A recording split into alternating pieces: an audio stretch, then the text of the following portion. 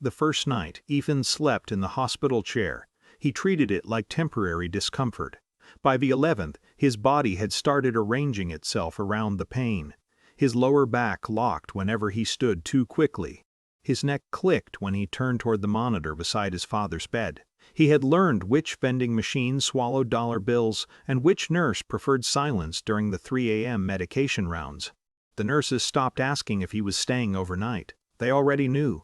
Walter Briggs spent most afternoons asleep beneath thin blankets that never seemed warm enough. Heart complications, fluid buildup, complications after complications. The kind of illness that made conversations shorter every day. Sometimes Walter woke sharp and embarrassed. Did you pay the electric bill? Yes. The dog get fed? Yes. You should go home. I will. Neither of them mentioned that Ethan never actually did. Connor visited differently. Connor arrived during daylight. Clean jacket, coffee in hand, loud concern. He hugged nurses like they were distant cousins and spoke in polished sentences that carried down the hallway. Dad's a fighter. We're staying positive. We're all exhausted. The word all always stayed with Ethan after Connor left. One afternoon, Ethan overheard a nurse asking Connor if he was the son who had been staying nights. Connor hesitated only half a second before answering, "Yeah, mostly." Ethan was standing 6 feet away holding 2 cups of broth. He said nothing. That became the rhythm of things. Connor collected visibility. Ethan collected hours. Relatives called Connor for updates because Connor answered quickly. Ethan often forgot his phone existed. Sometimes he would look down and see 14 unread messages asking how Walter was doing while Walter slept 3 feet away from him. Nobody meant harm exactly. That almost made it worse. On the 11th night, rain hammered against the hospital windows hard enough to sound mechanical. Walter had finally fallen asleep after hours of discomfort, and one of the nurses quietly told Ethan, "You should go shower before you pass out." Ethan resisted for a minute out of habit. Then he looked at himself reflected in the dark window beside the bed and barely recognized the man standing there. So he drove home. 23 minutes there. 12-minute shower, fresh hoodie, back in the car. Less than 2 hours gone. When he returned to the cardiac floor, the hallway smelled faintly like frosting. At first he thought he imagined it. Then he saw the bakery box. Connor stood inside the room beside Walter's bed, carefully positioning a blue and white cake on the rolling tray table.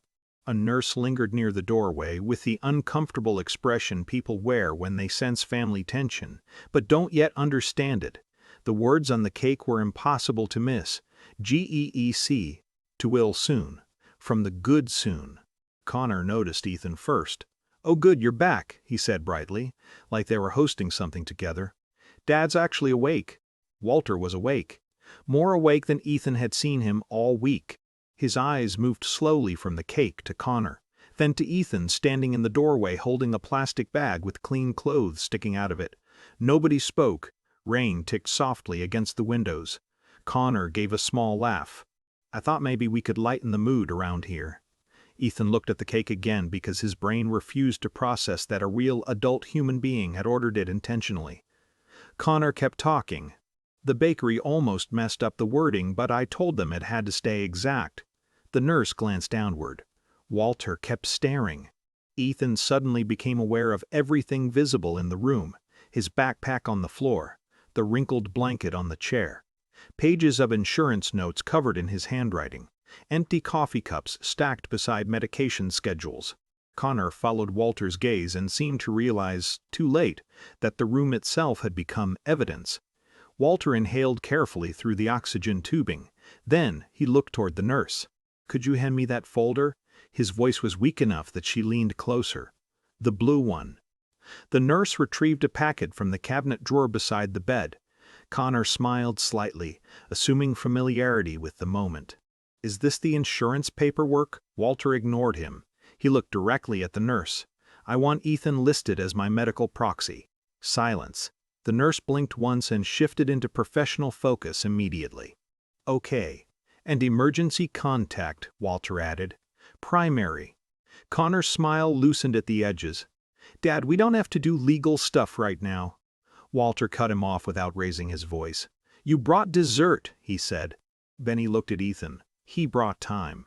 The room went completely still, not dramatic stillness, worse, administrative stillness, real stillness.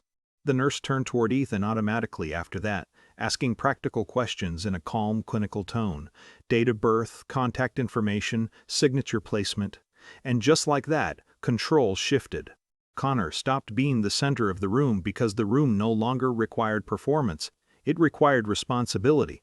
Connor laughed once under his breath like maybe the moment would reset itself. Nobody joined him. A few minutes later he muttered something about parking validation and walked out. He left the cake behind.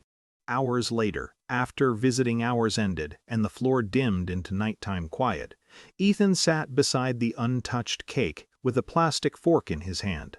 Walter opened his eyes. "You should eat some before they throw it away," he murmured. Ethan almost laughed. Instead, he cut a small slice and ate it slowly. Too sweet. Walter watched him for a while before speaking again. "I spent a lot of years mistaking visible things for meaningful ones." Ethan looked down at the paper plate. He didn't say it was okay, because it wasn't. Not completely. But sometime around 2 a.m., after another medication round and another stretch of silence, Ethan noticed something unfamiliar settling into the room. Not victory, just recognition. And somehow, after 11 nights in that chair, recognition felt heavier than exhaustion.